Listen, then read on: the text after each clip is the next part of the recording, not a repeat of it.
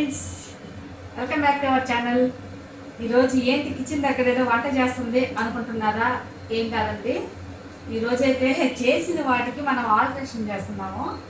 అది ఏంటంటే, ఒక రోజైతే నేను సార్ పప్పుల పొడి అడిగారు అనమాట. ఇడ్లీకి దోశకి తింటారు కదా, ఆ పప్పుల పొడి అడిగారు. పప్పుల పొడి చేద్దామని చెప్పి మిరకాయలు పప్పులన్నీ వేయించేసిన తర్వాత కారం తగ్గిపోయింది. అందుకని కొన్ని పప్పులు అయితే ఆపెట్టేశారు. ఇవి వేసి కూడా కొద్దిగా ఒక 4-5 రోజులు అయిపోయింది. సో ఇప్పుడు ఈ పప్పులను మనం పప్పులు పొడి చేసుకుంటాం. దానికి కావాల్సిన మిరకాయలు అంటే ఈ పప్పులకి తగినన్ని మిరకాయలు తీసుకొని, అంటే ఆల్రెడీ దీంట్లో చట్నీ తినకపోతే నూనె ఉంది, అందువల్ల లైట్ కొద్దిగా నూనె ఉంటే సరిపోద్ది. సో ఆ నూనెలోనే మనం ఈ మిరకాయలని లైట్గా వేయించేసుకుంటున్నాం అనమాట. ఇంకేం అవసరం లేదు.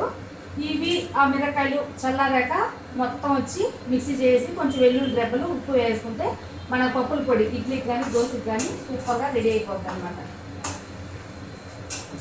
ఇప్పుడు నేను ఆ పని చేయబోతున్నాను ఫ్రెండ్స్.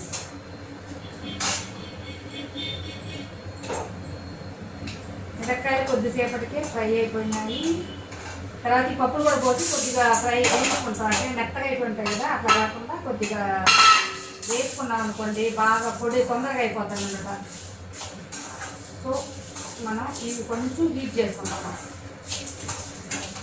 నెక్స్ట్ ఈ నిమ్మకాయలు ఎందుకు అనుకుంటున్నారా? పులుసు అన్న అని చెప్పి ప్రతి ఒక్కరు ఎక్స్పెక్ట్ చేసి ఉంటారు, కానీ కాదండి.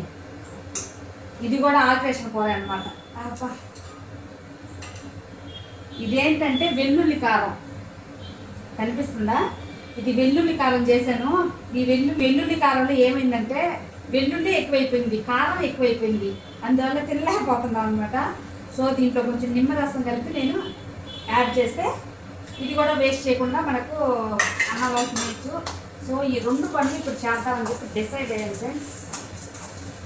మన పప్పులు కూడా కొంచెం హీట్ అయిపోయినాయి.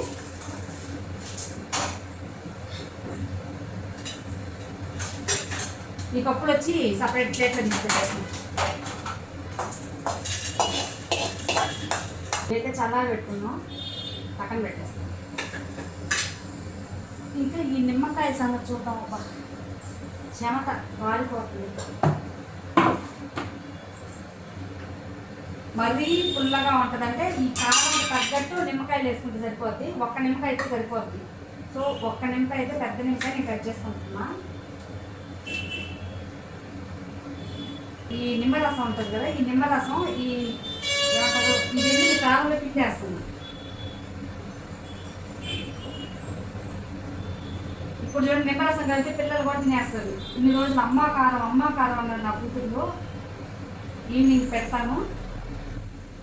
చక్కగా కమ్మగా పుల్లగా కారంగా వెల్లుల్లి ఫ్లేవర్తో అద్భుతంగా ఉంటారన్నమాట.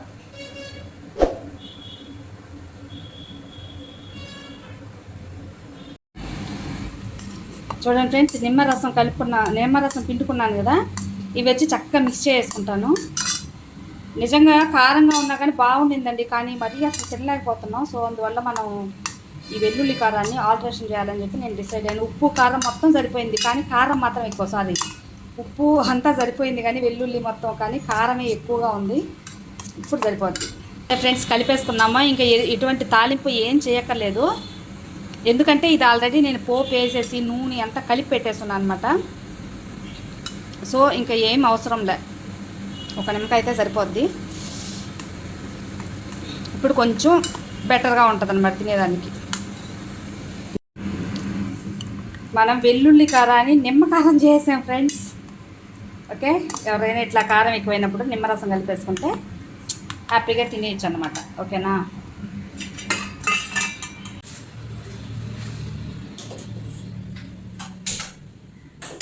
అంటే సూపర్గా మనం వచ్చి ఈ వెల్లుల్లిని ఆల్టరేషన్ చేసాం, వెల్లుల్లి కారాన్ని. నెక్స్ట్ వచ్చి ఆ పప్పులు ఆడితే ఇంకా మిక్సీలో వేసుకుంటాను. ఇది ఎందుకు అనుకుంటున్నారా చెప్పండి ఫ్రెండ్స్. అడుగున ఒక డబ్బాలో వచ్చి పేపర్ వేసుకుంటున్నాను. ఇది ఎందుకు అంటే వాళ్ళ గోంగూర తీసుకున్నాను అబ్బా. ఈ గోంగూర ఇప్పుడు చేసే ఓపిక లేదు. సో ఫ్రిడ్జ్లో పెట్టేస్తే రేపు చేసుకోవచ్చు. మనకు అడుగులు కానీ పేపర్ పెట్టేసామంటే ఆ తేమంతా పీల్చుకొనేసి మనకు పాడవకుండా, ఆకు పాడవకుండా ఉంటుంది. ఇక రేపు చేస్తాలే, రేపు కాదు వారం రోజులైనా సరే అడుగు న్యూస్ పేపర్ వేసి పెట్టుకుంటే మనకు ఫ్రెష్గా ఉంటుంది. సో ఈ టిప్ ఎవరికైనా యూస్ అయితే యూజ్ చేసుకోండి ఫ్రెండ్స్. పైన కూడా ఒక న్యూస్ పేపర్ వేసి ఇంకా తేమ పడకుండా ఆకు పాడవదు అనమాట. ఓకేనా? ఇది ఒక కట్ట అంటే పెద్ద కట్ట ఇక్కడ ఇస్తారు, 20 రూపాయలు కట్ట.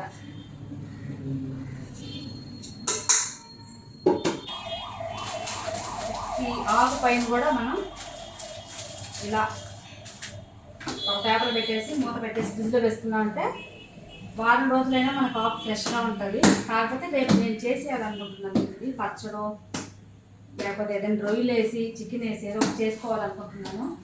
ఈ లోపల టైం వేస్ట్ ఎందుకు, అన్నం ఒక గ్లాస్ అన్నం పెట్టేశాను, అది ఉడకతా ఉంటుంది. కాసేపు రెస్ట్ తీసుకుందాం.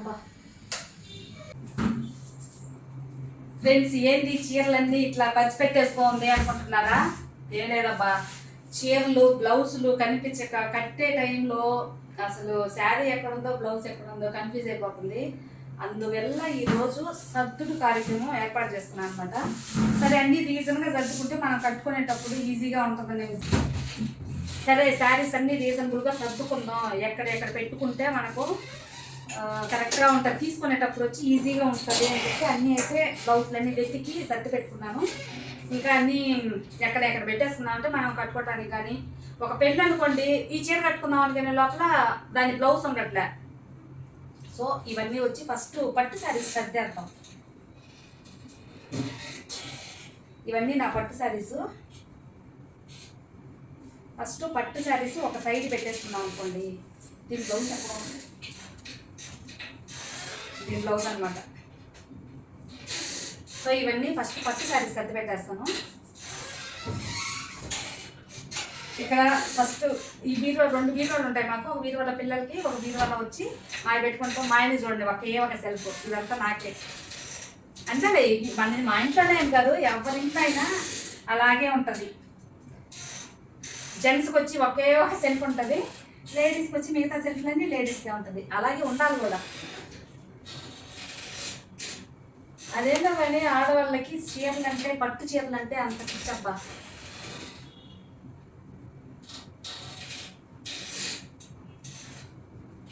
పడిపోతా ఉన్నాయి. సర్లే, పట్టు చీరలు పెట్టేస్తే నరకుండా ఉంటాయి. నేను శారీస్ మొత్తం వచ్చి ఒకేసారి ఫోమ్ పెట్టుకోవటాలు అలా చేయను ఫ్రెండ్స్. మనం ఏదైనా ఫంక్షన్కి వెళ్ళాలంటే ఆ శారీ మాత్రం అప్పటికప్పుడు తోముకుంటాను. ఫోమ్ పెట్టినా కానీ నలిగిపోతాయని చెప్పి ఫోన్ అనమాట.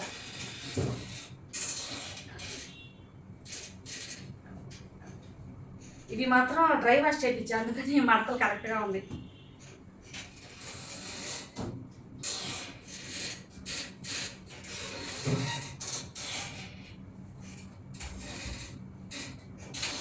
ఇదంతా అయితే పట్టు శారీస్ పెట్టేశాను. ఇక్కడ ఇంకా ఫ్యాన్సీ శారీస్, ఫ్యాన్సీవి ఏదైనా బార్డర్స్ పెద్ద పెద్దవి ఉంటాయి కదా, అవి పెట్టుకుని ఇస్తాం అని చెప్పి ఇక్కడైతే ఫ్యాన్సీ శారీస్ సర్దుతున్నా. ఎక్కడున్నాయి ఫ్యాన్సీవి? ఇవన్నీ బెనారస్లు ఇట్లాంటివన్నీ ఒక సైడ్ సర్దుకునేసి డైలీ యూస్వి బయట పెట్టుకుంటాను, కబోర్డ్లో పెట్టుకుంటాను. అంటే ఇక్కడ ఉంటాయి కదా ఎప్పుడైనా కట్టుకునేవి కొంచెం మడతలు, కొత్త శారీస్ అన్నీ ఇటు సైడ్ పెట్టుకుంటాను.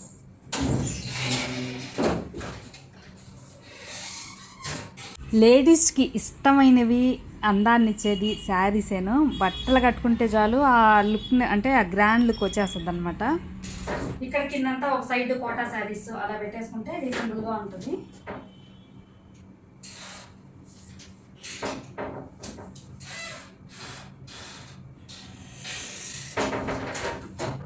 నేను శారీల బ్లౌజు ఆ శారీలోనే పెట్టేస్తాను అనమాట, వెతుక్కోకుండా ఉంటుందని చెప్పి. అందువల్ల నాకు ఎక్కువ శారీ హైట్ వచ్చేసి తక్కువే పడతాయి అనమాట. కానీ నేను వెతుక్కోలేను. కొంతమంది శారీ సపరేట్గా, బ్లౌజెస్ సపరేట్గా పెట్టుకుంటారు. నాకు అలా వెతుక్కున్నట్టు ఉంటుందని చెప్పి శారీలోనే బ్లౌజ్ పెట్టేస్తాను. అదేందో ఫస్ట్ నుంచి అలవాటు.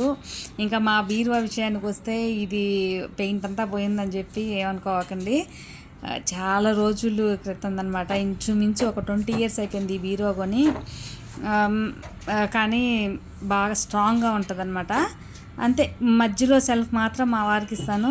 తర్వాత అంతా బీరో మొత్తం నా శారీసే నింపేస్తాను అనమాట.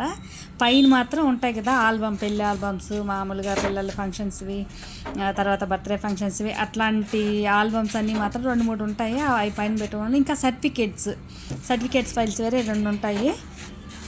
ఆ ఫైల్స్ అవి మాత్రం ఒక సెల్ఫ్లో పెట్టుకొని కొరవంతా శారీసే నింపేస్తాం అనమాట. చూడండి, అంటే బ్లౌజులు దొరకనివి సపరేట్ పెట్టేస్తాను. చాలామంది ఇలాగే పెట్టుకుంటారు. కొంతమంది ఏంటంటే బ్లౌజులు సపరేట్గా పెట్టుకుంటారు అనమాట. దానివల్ల నేను ప్రత్యేకంగా చెప్తున్నాను. అబ్బా, శారీస్ ఆడవాళ్ళకి ఎన్ని కొన్నా కానీ కొంటానే ఉండాలనిపిస్తుంది. అది ఏంటో మరి, ఎన్ని ఉన్నా సరిపోదు. జెంట్స్కి అలా కాదనమాట. మా వారు షర్ట్లు కొనుక్కోవాలంటే ఉన్నాయి కదా, ఇప్పుడు ఎందుకు అవి పోతే కొనుక్కోవచ్చు అని చెప్పి ఇయర్లీ వన్స్ 2 ఇయర్స్కి ఒకసారి అట్లా కొనుక్కుంటారు పాపం. కానీ మాకు అట్లా కాదు. లేడీస్కి మాత్రం అట్లా ఉండదన్నమాట. కొంటనే ఉంటాం. పండగలు వచ్చినా, వెడ్డింగ్ డేలు వచ్చినా, బర్త్డేలు వచ్చినా, దీపావళి వచ్చినా, ఏదైనా సరే ఫస్ట్ శారీ, లేకపోతే అసలు కొత్తగా పెళ్ళిళ్ళు వచ్చినా సరే ఫస్ట్ శారీ కొని పడేస్తాం అనమాట. అది ladies weakness. Okay, Kerala sari friends, Kerala sari కూడా కొన్నాం మేము. మా ఫ్రెండ్స్ 3 కొన్నాము. కేరళ నుంచి తెప్పించామన్నమాట. ఒక ఆమె తెలిసినా ఉంటే నేనే డబ్బులు ఇచ్చి తెప్పించుకున్నాం. ఒక 2 సార్లు కట్టుంటా అంతే.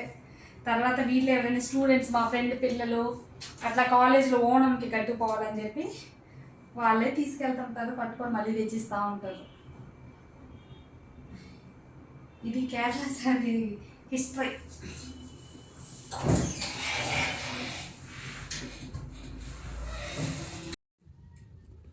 ఫ్రెండ్స్, ఇక్కడంతా వచ్చి ఇవి పట్టు శారీస్ అయితే సెట్ చేసుకున్నా. అంటే ఉంటాయి కదా సాఫ్ట్ సిల్క్, తర్వాత పట్టు, ఉప్పాడ పట్టు, అలాంటి శారీస్ అన్నీ ఇక్కడ పెట్టుకున్నాను.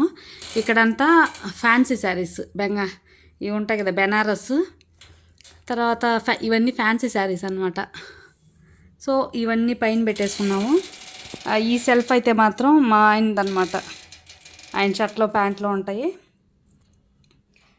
నెక్స్ట్ ఇక్కడైతే మాత్రం ఉంటాయి కదా కోటా శారీస్, బార్డర్ శారీస్, సిల్క్ శారీస్, అలాంటివన్నీ ఇక్కడ సర్దుకున్నాను. ఇంకా కింద చీకటిగా ఉంది, సో అందువల్ల వంగలేదు.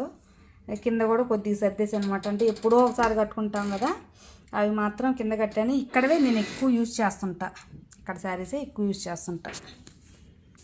అది సూపర్గా అన్నీ సర్ది పెట్టేసుకున్నాము. ఇంకా భోంచేసి, అన్నం ఉడికిపోయి ఉంటుంది, వెళ్ళి అన్నం వంచేసి భోంచేసి, అన్ని వీడియోలో చెప్పేది నేను. షాప్కి వెళ్ళాలి. ఇంకా షాప్కి వెళ్ళామంటే ఇంకా ఈవినింగ్ అయిపోద్ది వచ్చేసరికి. అదనమాట. అన్నం అయితే ఉడికిపోయింది ఫ్రెండ్స్. అన్నం వంచేయాలి ఇప్పుడు. అన్నం వంచేస్తా. ఇంకా నెక్స్ట్ ఈ పప్పులు కూడా చల్లారిపోయినాయి, మిక్సీలో వేసుకుంటే పొడి కూడా రెడీ అయిపోద్ది అనమాట. టకా అని చెప్పి మనం 1/2 అవర్లోనే ఈ పని అంతా చేసేసామన్నమాట. ఇప్పుడు ఇందులోకి తగినంత ఉప్పు కూడా వేసేసి మెత్తగా గ్రైండ్ చేసుకోవాలి. నేనైతే క్రిస్టల్ ఉప్పు, అదే హిమాలయ ఉప్పు అంటారు కదా, అదైతే యూజ్ చేస్తాము. ఇప్పుడు మెత్తగా కొంచెం పౌడర్ అయ్యాక ఇప్పుడు వెల్లుల్లి రెబ్బలు ఒక ఫుల్ 2 వెల్లుల్లి ఉంటాయి కదా, అవి తొక్కలు తీయకుండా పాయలు మాత్రం తీసేసి మనం ఇంకొకసారి గ్రైండ్ చేసామంటే కరెక్ట్గా వచ్చి పప్పుల పొడి అయితే రెడీ అయిపోతుంది. దీన్ని మనం ఒక సీసాలో స్టోర్ చేసుకుంటే మనం వచ్చి ఇడ్లీకి కానీ, దోశకి కానీ, పొడి దోశగా తినొచ్చు. వేడి అన్నంలో వేసుకొని తినొచ్చు, చాలా బాగుంటుంది. పప్పుల పొడి అయితే రెడీ అయిపోయింది ఫ్రెండ్స్. సరే, నేనైతే సాంబార్ వేసుకొని సాంబార్ చేశాను. ఆ రోజు సాంబార్తో తినేసాము. ఇది యాక్చువల్గా రంజాన్ రోజు లాగబ్బా. మా ఆయన ఫ్రెండ్ అయితే బిర్యానీ ఇచ్చి పంపించారంట. సో ఆయన అయితే మాత్రం బిర్యానీ తినేసారు, మటన్ బిర్యానీ. నెక్స్ట్ ఇక్కడ ఏంటి, సపోటా పండ్లకి తోలెంత తీసుకున్నాం అనుకుంటారు. చాలామందికి సపోటా పండ్లు ఇష్టం, కానీ దాని తొక్క ఒలుచుకోవాలి, పిల్లలు కూడా వచ్చి దాని తొక్క తీయటం రాక తినటం ఇష్టపడరు అనమాట. కానీ సపోటా పండ్లు హెల్త్కి చాలా మంచిది కదా. ఒకసారి వచ్చి సపోటా పండ్లు అన్నిటి కడిగేసి తర్వాత ఇట్లా పీలర్తో వచ్చి తోలు తీసేసామనుకోండి, చాలా ఈజీగా తినేస్తారు. అసలు ఇలా కూడా సపోటా పండ్లు తినొచ్చా అని చెప్పి ఆశ్చర్యం వేస్తుంది అనమాట. ఒక్కసారి ఇలా ట్రై చేయండి. ఇలా తోలు తీసి, అంటే ఈ పీలర్తో మనం ఉంటాయి కదా ఉల్లగడ్డ తొక్క తీసుకోవటము, నెక్స్ట్ అట్లాంటి తొక్క తీసుకునే వాటితో ఆ పీలర్తో కానీ తొక్క తీసేసి పెట్టేసారంటే ఈజీగా తినేసేయచ్చు.